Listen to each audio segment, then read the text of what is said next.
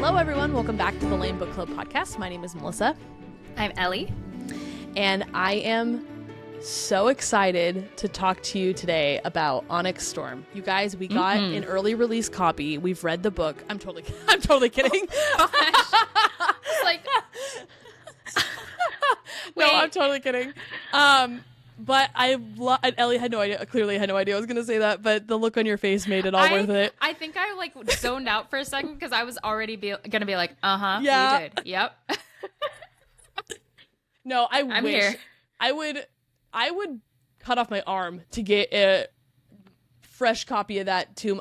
Hey, that sounds dramatic. I probably wouldn't, but I'd be excited. I do a lot to get that early. Anyways, what doesn't matter. We're talking Onyx Storm today, and I'm very, very excited.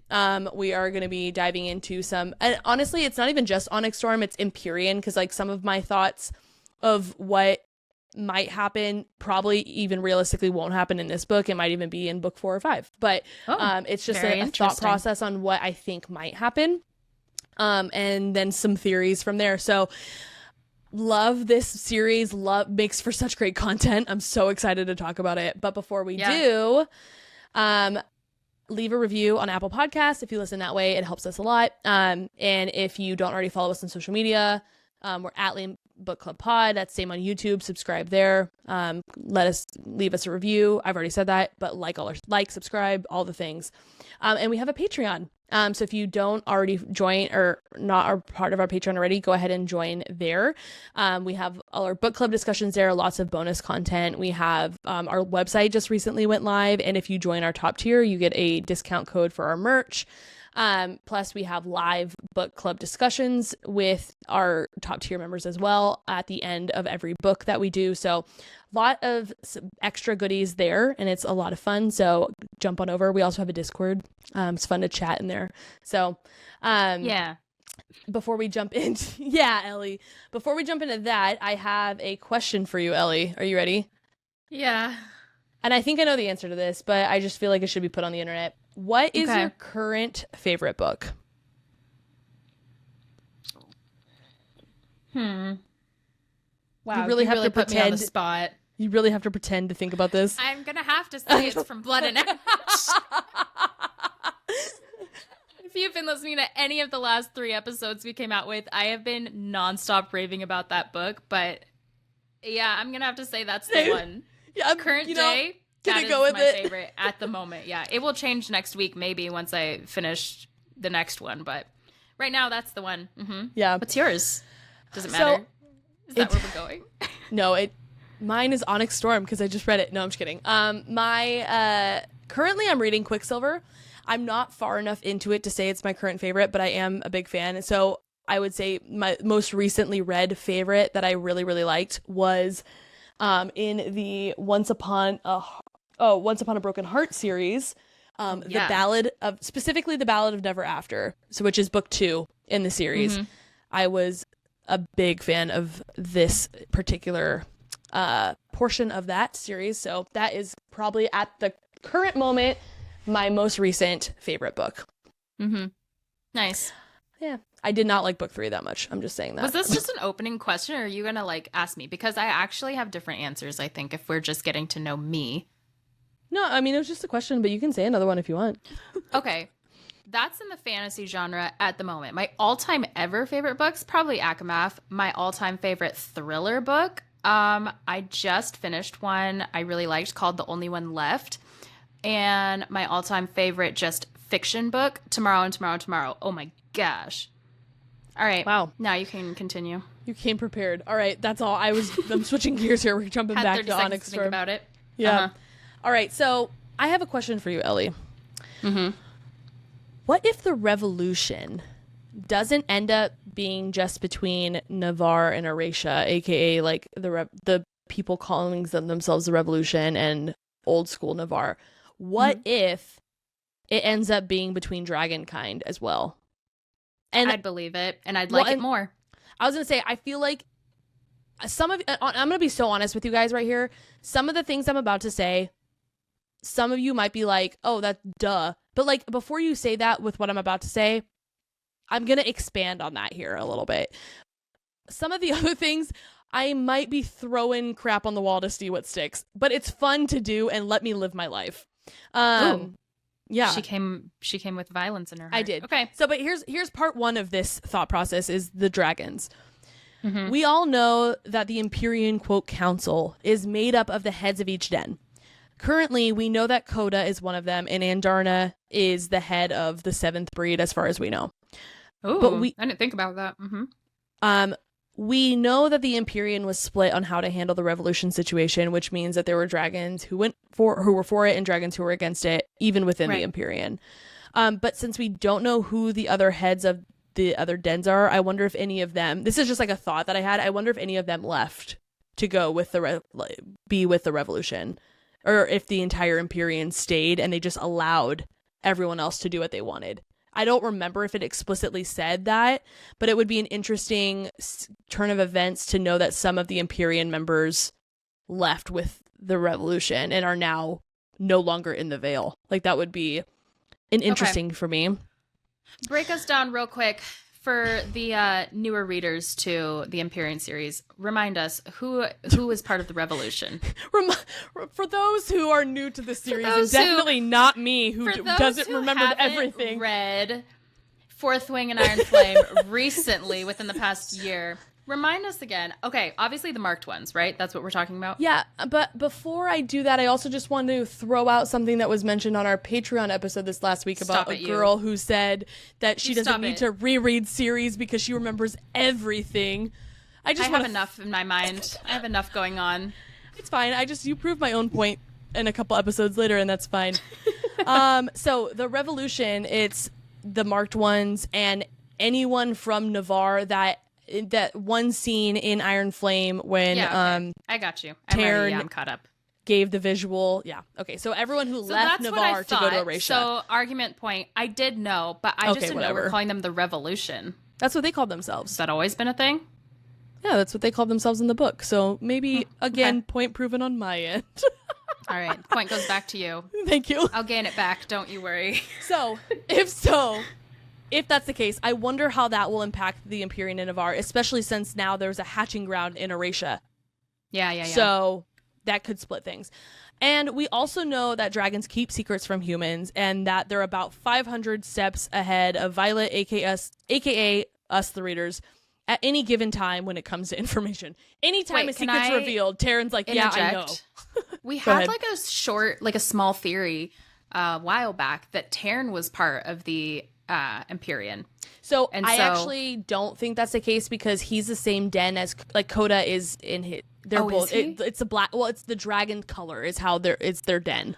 Oh. And so Coda is the head. He says Coda is the head of his den. So I'm assuming that that would make him part of the he's then one of the Empyrean members. But it's not confirmed that he's an Empyrean member, right? It's never written Coda is part of the Empyrean, but it is written that the leaders of each den make up the elders. Okay. And the council. Okay. This is again where rereading helps me, but I'm 99% sure it alludes to the fact that he would be a part of the Empyrean, but no, it never specifically says Coda is an Empyrean member. Okay. For those of us who haven't been fresh in the Empyrean world, we are now caught up. So go ahead. All right. Thank you. So now that we've talked about them keeping secrets, it was written in the book that Andarna's parents died and she was left behind. Mm-hmm. What if that was a lie?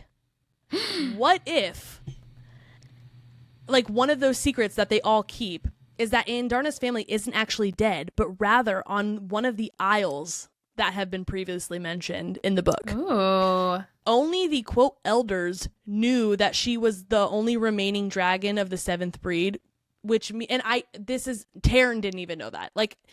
There's parts of the book that state, because Taryn was just as surprised as everyone when it was revealed. And it was, Andarna has I don't remember what the quote is exactly, verbatim, but it was something along the lines of, only the elders knew. And we know Taryn's not an elder. He's old, but he's not an elder of the dragon den. So when in Iron Flame, when Violet asked her if she'd breathe fire, Andarna's response was, quote, It was why I was left behind. Not, it is why I survived my family's death.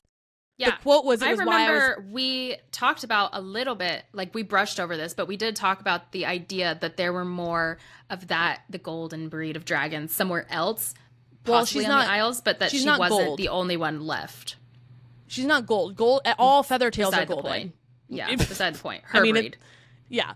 And plus, the way that it's worded in the journal, Warwick's journal, being the first 6 plus the 7th, could it be worded that way just to throw us off in Iron Flame? If that's the case, that begs the question, why was the 7th breed erased from history? Were they too powerful? They can cure Venin, or they can kill them. Possibly. And cure them. Possibly. I'm on that track. Rebecca Yarros said, and I'm taking a lot of liberties here by saying that, I'm like supposedly said, because I'm just going off of a comment on Reddit. So I don't actually, I've never heard or seen or read the interview, but supposedly she said in an interview that we will get a lot more of Andarna in Onyx Storm. And I think her family and history will be a big part of that, obviously. So I think it would be really cool if, and I'll get into that in a second. Part 2. This is where I'm kind of throwing crap at the wall to see what sticks, but just stay with me. Venin. I might lose a lot of you, like I just said, but this is probably where a lot of my delusion and wishful thinking play in, but I'm just a girl, so leave me alone. We know very little about Venin kind thus far, other than the fact that they have red-rimmed eyes, nasty veins, and pull power from the ground instead of a dragon. We also know a little bit about their hierarchy, and I think at one point Violet guesses that they're a lot more structured than anyone originally thought. I'm pretty sure that's like just even an internal thought that she had. I honestly want to even say it's when they're in Caldir and Viscount Takaris is kind of like telling him what he knows about them. What if it's possible for someone to still be Venin, but also quote unquote good? I feel like finding a cure for Venin has been hinted at way too much for this to be likely, but I'm thinking of this as more of like a temporary solution. I know you're sitting there saying, but they're the villains in the fables and they kill people. But all of this has been written down by scribe, and I mean, we've seen it as well. But as far as like the fables, like that was all written down by scribes. So that forces us to examine the accuracy and the authenticity, since we know Markham, who is head of the scribes, has been in on the secret and making sure that information, good point. And making sure that information that only specific information has not made it into anything. I can make a point towards your argument, and I can make a point against. And I so can I'll start do both with the towards. As well. Yeah. The towards is that the very last chapter of Iron Flame, when Xaden wakes up next to Violet, if he was dangerous, why are they still in the same bed together? Why are they associating? That's insane to me. That confused the heck out of me and what a Venin actually could be. Yeah. But the point against is that if you could be good, and yes, okay, never mind. That actually would make sense. If the scribes were writing out the fact that you could be good, that would be against my point as well. But if you could be good as a Venin, why wouldn't everybody be drawing more power from the ground? There would be an imbalance, I guess, because they'd say, I can control my life. I can be good, and I can still have all this power. I have a thought on that. So as far as we know, everyone that has... I'm about to go into it. As far as we know, everyone that has turned Venin has done so for the sake of power, except Xaden. He did it sacrificially to save Violet.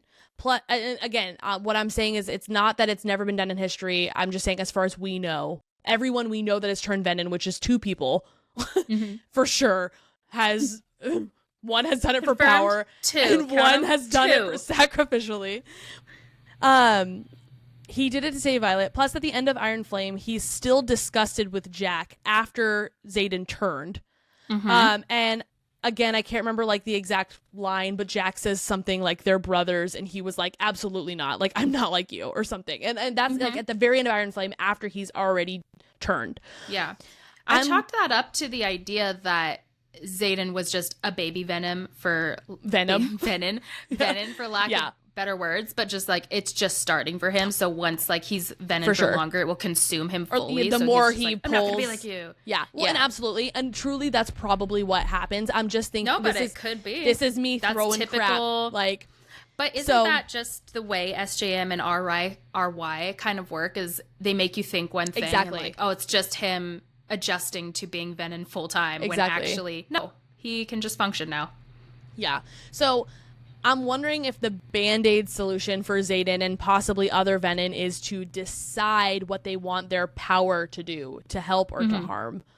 I think Xaden might be the first one to fight hard enough to want this and potentially, quote, raise up, and I laughed at myself for writing this. I wrote anti-Venin revolution. Yeah. And then when there is a cure, then the people who fought to like change their mindset as a Venin would also be cured as well, and then would join the cause. Again, like that would be honestly kind of Marvel-esque. I don't really see that happening, but I just wanted to throw it out there because it is a thought that I had, and I miss have 100% of the shots you don't take. You know, Michael Scott, Wayne Gretzky, Michael Scott, exactly. And you know what? I have this platform, so I can do whatever I want. All right, so, and then here are some honorable mentions I just want to throw out there. I know Xaden's mom is going to be brought up again somehow. You cannot convince me otherwise. It could be more of a backstory. I've also heard theories that it comes back as Venin, but I don't know. I don't personally subscribe to that, and I'll get into that in a second. But like I said, it could be more of just her backstory, or more likely she's reintroduced into the storyline because, as we know, no body, no death. I've heard theories that she turns Venin, and I don't think it's impossible, especially considering the fact that she just straight up left her 10-year-old son without a second thought. Again, as far as we know, we don't have her point of view yet. However, I'd like to believe that she'll have more of a Brennan story. We'll get her backstory, which will explain why she left and what she's been up to all this time.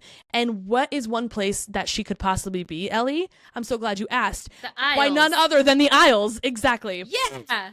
I would love if Violet met her while on the Isles looking for allies, because we know in the most recent Onyx Storm little preview that we got that it says like she's going to the Isles.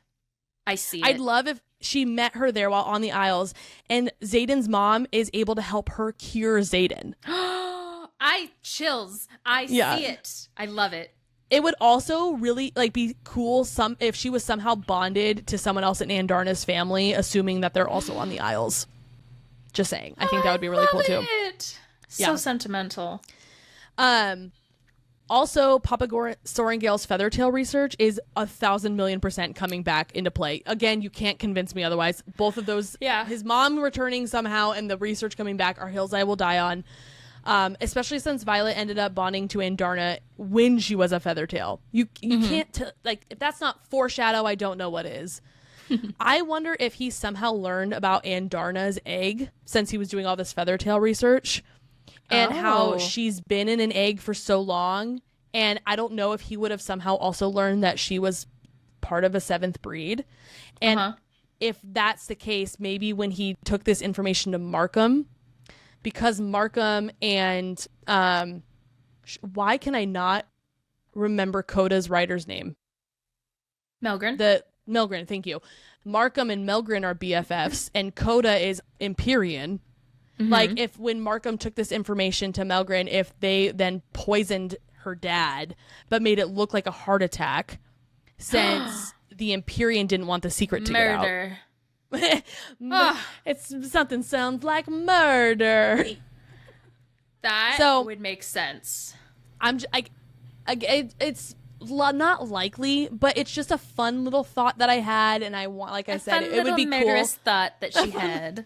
So all this to say, what if the Empyreans start to turn and become more of the bad guys like Navarre, and Terran and Sigale, who obviously would not stand for that, plus any other dragons who left and agree with them, turn against their own kind, and we get dragon v dragon madness. And that is what I think more like book 4 or 5. I don't think that's necessary. I think this book is going to be more focused on Venin and cures. But once the Venin are defeated, I wonder if that's what the next big bad is going to be. You're going to have a civil war. Exactly. Yeah, well, that is very Avengers-esque, because once all the big bads were defeated in their world, then it was, okay, all we have left is to fight each other. And so then Avengers Civil War came out. That would make so much sense to me, though. And I think also once all these secrets that I think once the secret comes out that they knew about Andarnit, like all this stuff. And I know the dragons have know that the Empyrean knows stuff that isn't shared. I get that. But I think after hundreds of years of this, they're going to get secrets. They're going to get fed up from all these secrets being kept from them, which, hello, pot, meet kettle, since they do that with all their writers. You've been liking that lately. But yeah, thank you. But I feel like this could be, like I said, more later on in the series. But as the issues arise now, Andarnit is going to be central in the rift, in the split between the dragons, and like all the secrets are specifically regarding her and potentially her family. So those are just fun. And then the other thing I want to introduce, and I'm just going to caveat this by saying I wasn't originally going to say anything about this, because not only have we on this podcast talked about Violet's second signet multiple times, it's all over the internet. It's the question that everyone needs to be answered ASAP as possible, Rebecca. But there's 1,000 million theories going around. And so I did not want to continue to add to the noise. But I accidentally came across But I'm going to. Because I accidentally came across a Reddit thread from our favorite Reddit user, Emmy Ego. Oh, we love her. And when I say that my jaw hit the core of the planet. The crust. That's, yep, 8th grade science. That's what it's called. I literally cannot tell you. I stayed up. I was in like the middle of the night. I couldn't sleep, and I just accidentally found this, and I just was awake. I was so excited reading this. So there are elements of this theory that we have heard before, and there's elements that I personally have not heard before. But it's the way that it's all written and laid out is really what blew my mind the most. So here's a theory that I'm calling, well, she called it this kind of too, but I'm just taking liberties here. Ultraviolet. So let's start off with a quote, shall we? Yeah, But it was the third brother who commanded the sky to surrender its greatest power, who finally vanquished his jealous sibling at a great and terrible price. And that is one of the first three, and if we remember, the other two fit her siblings' personalities and who they are and everything pretty well. Yeah. So it's always been assumed that Violet would be like the third. Again, foreshadow. So let's prove that. Let's prove that she could be. In both Fourth Wing and Iron Flame, we are told that Violet can harness the power of the sky, that she can command the sky to, quote, surrender its greatest power. And as readers, we have all assumed that this was in reference to Violet's lightning. But what if it's not?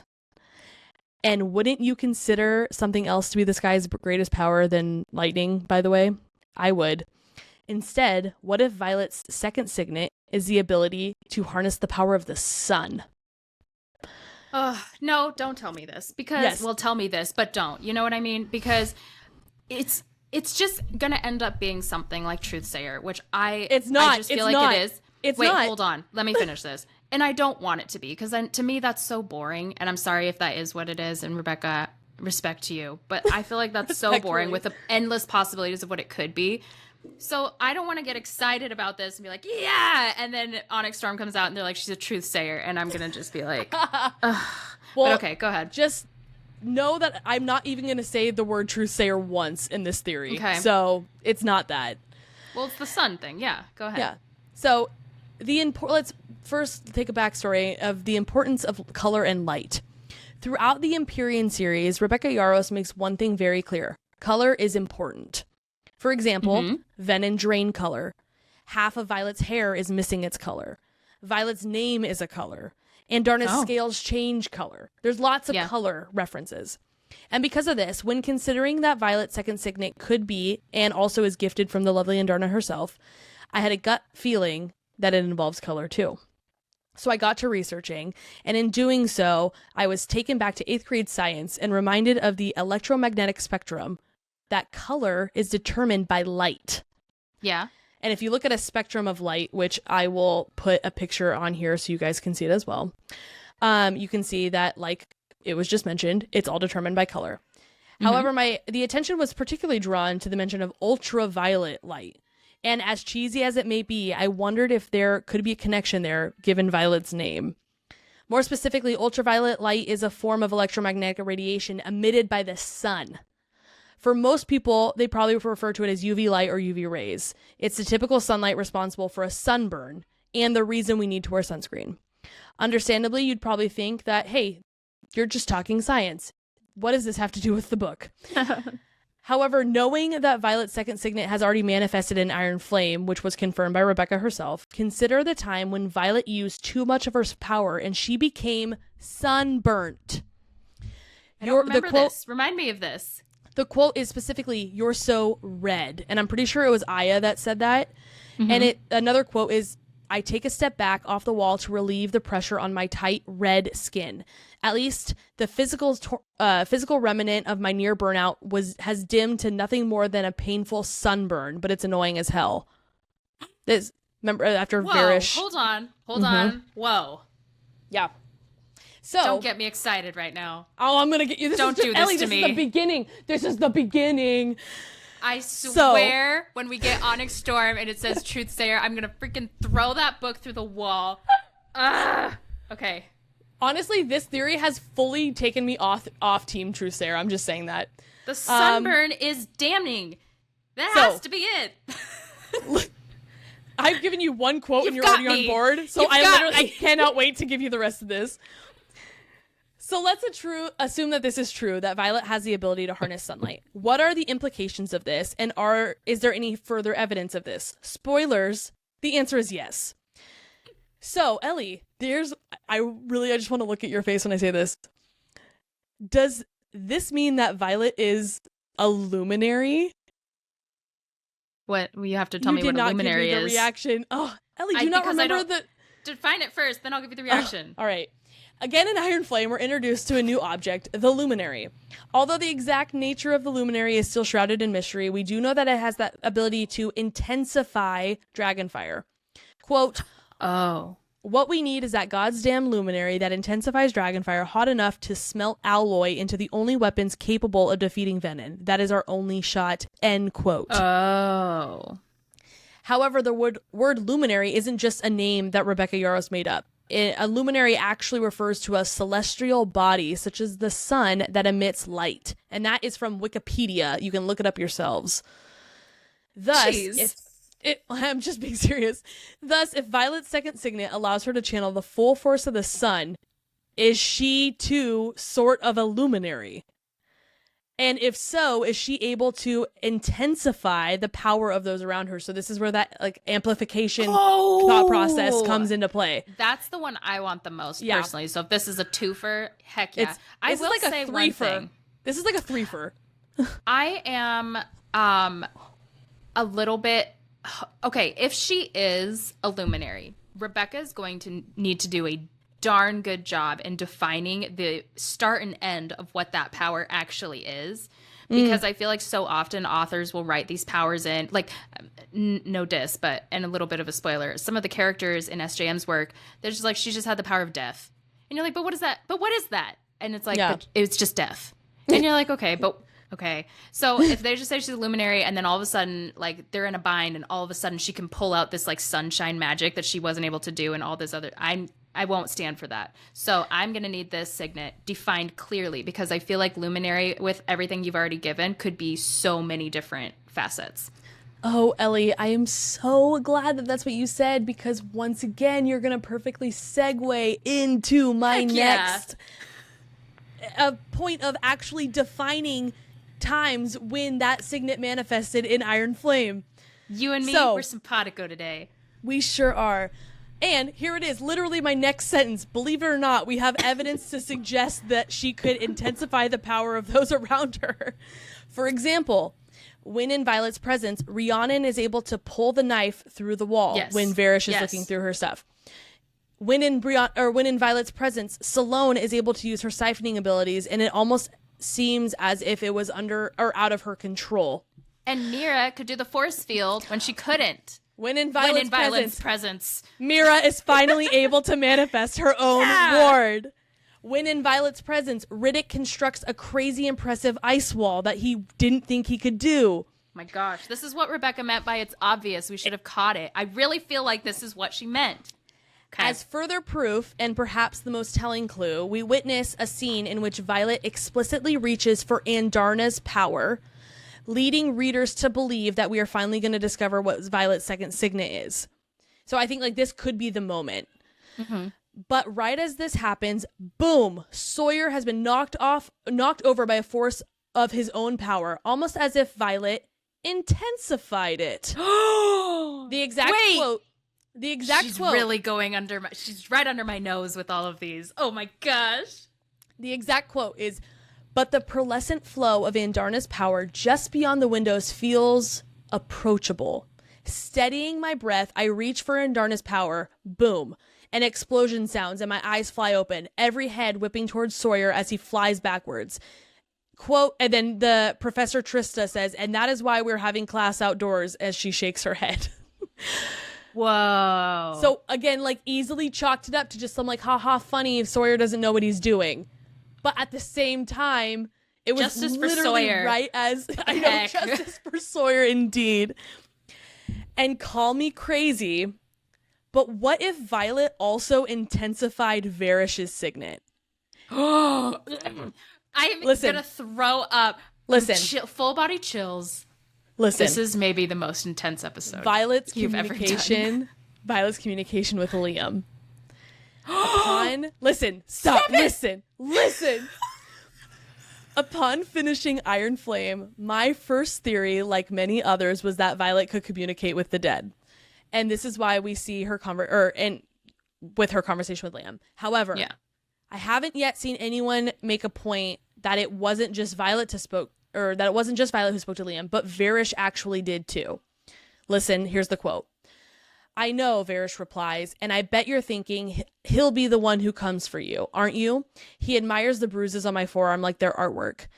Quote, that comes Sunday when you don't show in Samara, he'll come looking, and even if it means violating his leave policy. You're pinning your hopes that he'll break the rules for you, that he'll save you, since your own mother hasn't lifted a finger for you. My throat moves even though I'm too dehydrated to swallow.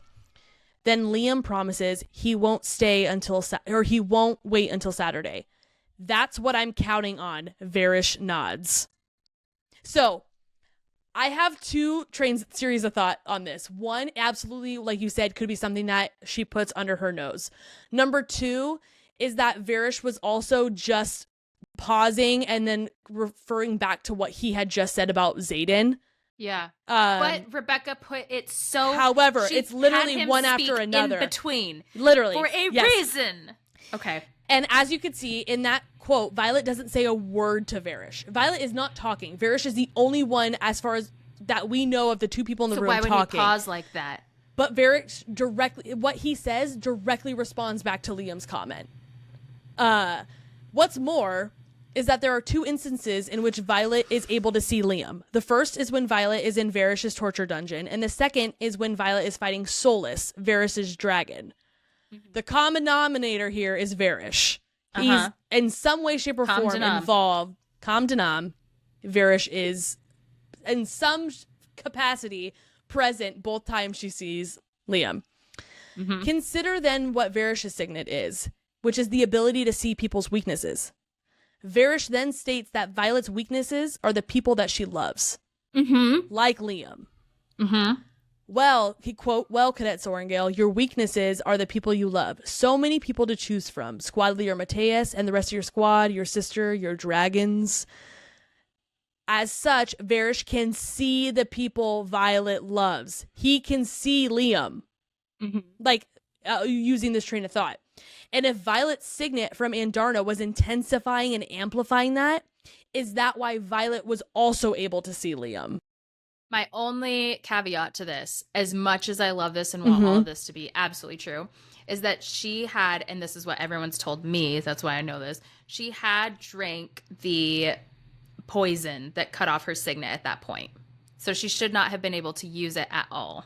It had been days, though, that since this happened. She was in there for a long time. Yeah. So it's maybe it was wearing off a bit. Potentially, or it's the fact that it wasn't her, like, yes, her signet of amplifying would have been like suppressed, but we're more or less talking about Varish's signet, and as far as we know, his signet wasn't repressed at all. So if hers was even like slightly wearing off, she could have potentially just needed a little bit to amplify what he was already doing. Okay. But again, like I want to buy it. Right. This is the biggest issue I have, I think, in the entire theory is this little part right here. If I were to pick apart anything, it would be this one. But at the same time, it potentially could just aid to it. So the amplifier makes so much sense and would be so cool. I vote yes. So broader implications of what this power is: one, the wards. If this theory is correct, then what if there are even further advantages to come from harnessing the power of the sun, which would be the wards? Excuse me. Presumably, there was only one seventh dragon, and her fire was already used to power the wardstone in Besgaeth. So what becomes of the wards in Erasia, or even just protecting the entire continent? What if, at her full power, Violet can intensify and amplify the wards, extending them over a much greater distance? And so, assuming that it wasn't a lie when they said Indarna's family is dead and she really is the last one, this is a way that they could explain Erasia finally getting wards, because as of right now, they're not getting any. Because that would mean Indarna really is the only seventh, and she used her fire in Besgaeth. Yeah. Ooh, so I think that's a good little side plot. Yeah. Yeah. In turn, what if this also relates to the sage's nightmarish words that Violet will tear down the wards? Quote, "You will, his dark eyelashless eyes narrow, and the jagged fingernails slice into my skin with an all too real bite of pain. You'll tear down the wards yourself when the time comes." Could that be because Violet will have control over the extensions of the wards, allowing her to commit such an act? Yes. Another broad implication is that light drives out darkness. The Venin are repeatedly associated with darkness and the cold, as if they work in direct opposition to sun and the light. For example, they are known as dark wielders. They planned their attack on winter solstice, which is the longest night of the year, aka more darkness than sunlight. Their presence appears to bring about the cold, i.e. when stuck in the nightmare with the sage, Violet notes about how the temperature plummets. They wear hooded capes. Could that be protecting them from the sun? Not only that, but we know that Venin have already drained a significant amount of magic from the land across the continent, rendering these areas lifeless. But what else could better inject and restore land than power of sunlight? That too is basic 8th grade science. Sunlight, plants need light from the sun to help them make food in order to grow. Yeah, photosynthesis. Exactly. Thank you. Photosynthesis. SpongeBob. Yeah. It's elementary, SpongeBob. I'm so sorry. I could keep going, but I'm going to stop. But this brings me to the most important point. Violet already has the power to kill Venin via her lightning gifted to her from Terran. So what if her sunlight, gifted to her from Indarna, gives her the power to cure and heal Venin? To restore and return the light to someone otherwise lifeless.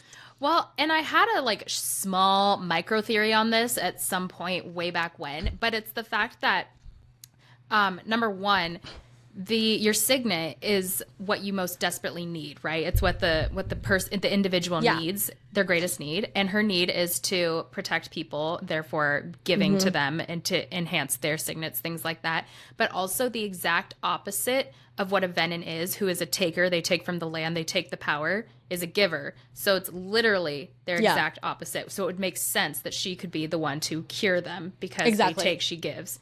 Exactly. And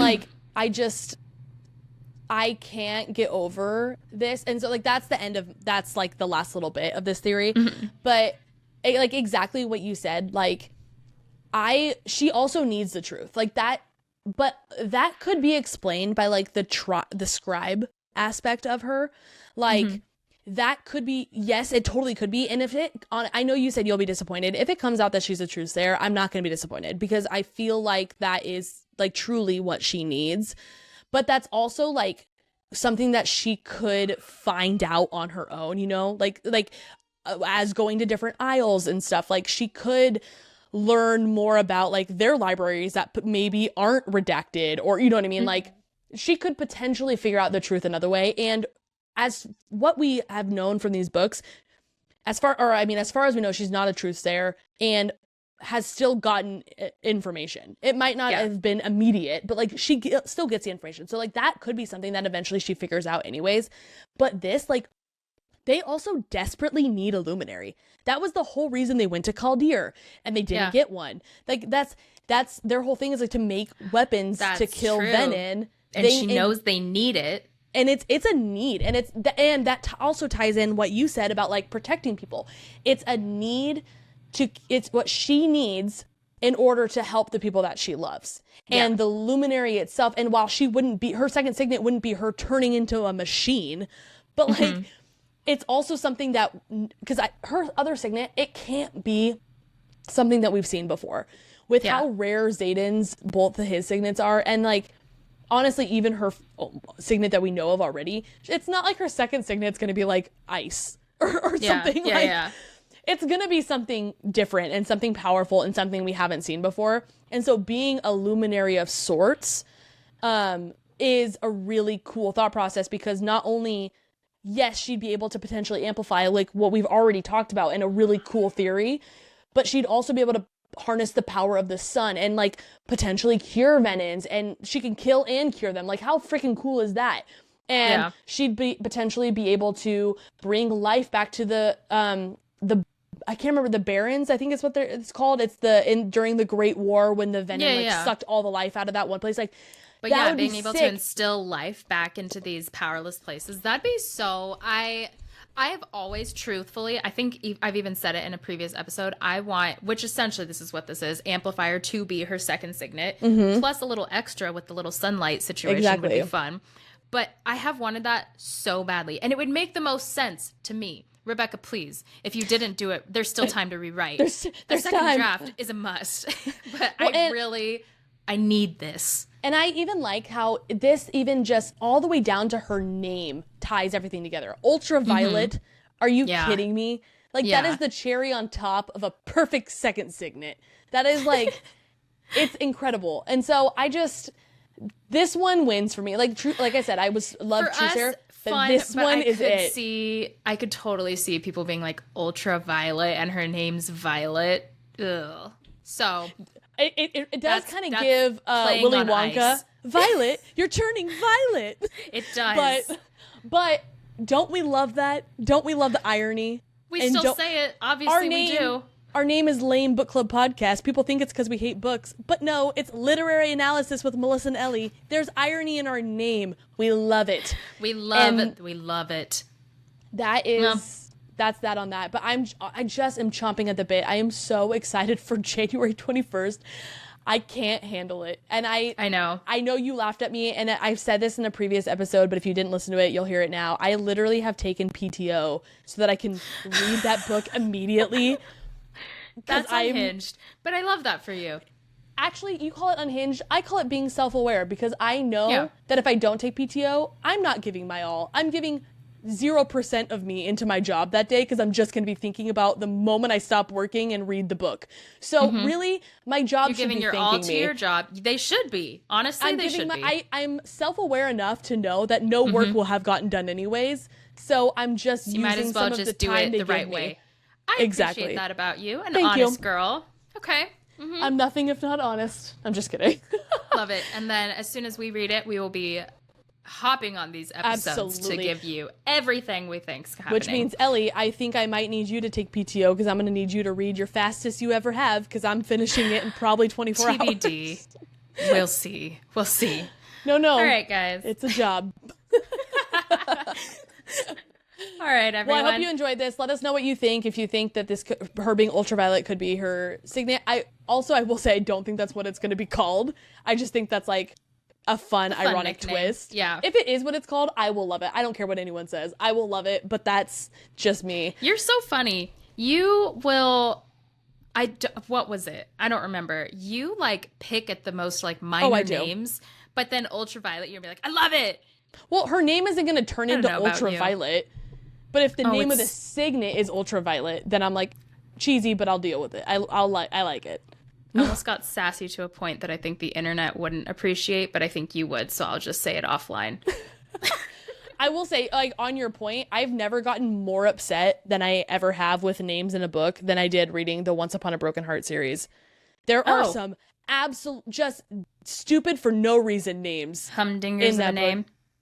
Absolute humdingers of a name. But it's fine because most of them are not major characters. But literally, I can't remember exactly. One of the people's names is Almond. He has a full name, Almond something something, and it's dumb. I hate to such a minor character. I actually like the name Almond. What about Wolfric? Nope, that one can eat rocks. That one can kick rocks. Yeah. Jinx. Nice. Anyways, right, bye everybody. That's that on that. Have a great week. Join our Patreon, like, subscribe, follow us, do all the things, and we will see you next Monday for another episode. Personal apologies if your name is Almond or Wolfric. No disrespect to you. Okay, bye. Have a great week.